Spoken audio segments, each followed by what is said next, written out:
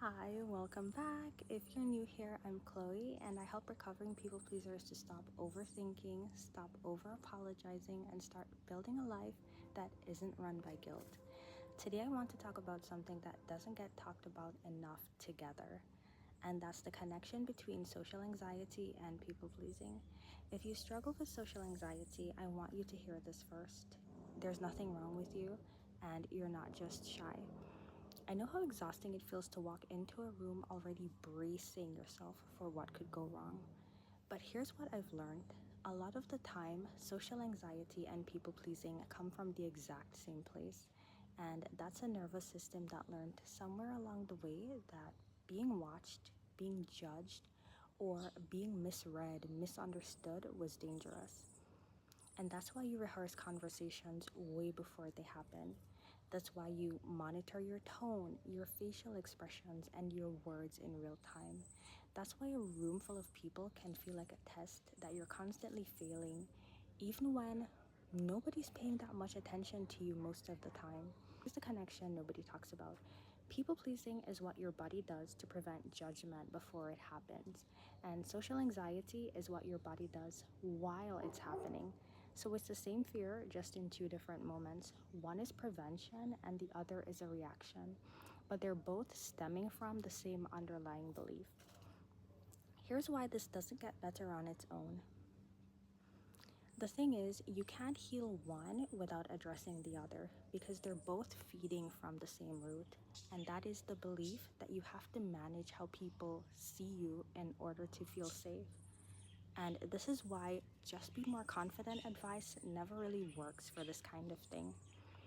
Confidence tricks like the power poses, positive self talk, faking it until you make it, they might help you get through one moment, but they don't touch the actual belief that's underneath. That's why you can walk into a room acting all confident and still there's an internal battle going on because your nervous system hasn't actually been convinced that anything has changed. Now, here's something that's helped me more than any confidence hack ever did. Most of the anxiety we carry into a room is being spent on people who haven't actually earned it yet. I mean, think about it. Do you even know if the people in that room are good people? Do you know if you'd even like them if you actually got to know them?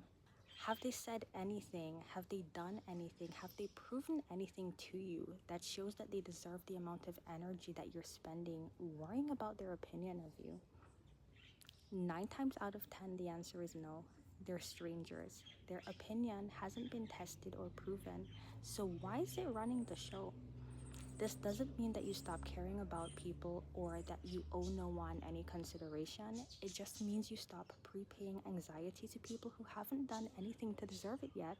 Respect, trust, and the weight that you give to someone's opinions, those are things people earn through their actions, not something that you owe a stranger by default, just because they're standing in the same room as you. So here's what actually helps.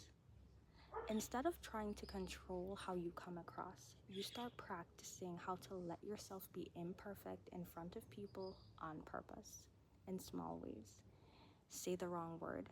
Let there be an awkward pause. Let someone repeat themselves without apologizing for it. Small moments on purpose where you let yourself be seen in a little less than perfectly. Why does this work? Because you're proving to your body over and over that you can survive it. You can survive the slip up. You can survive the awkward silence. That's the actual work. Not more confidence tricks, not more scripts to memorize, but rewiring the belief that being seen is dangerous. And we're doing this one small moment at a time. So if there's one thing I want you to walk away with today, it's the next time you feel the anxiety spiking when you walk into a room, ask yourself, have these people actually earned this much of my energy, of this much of my nervous system? And then let yourself be a little imperfect in front of them anyway. Your body will start to believe over time that you can survive being seen exactly as you are. This is the kind of pattern I work through with my coaching clients, where we untangle where it all started and we actually build a sense of safety in being seen. so you're not just coping with the anxiety from day to day.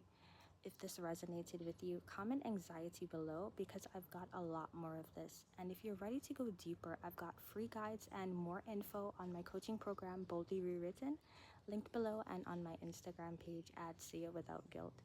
Thanks so much for watching, and I'll see you in the next one.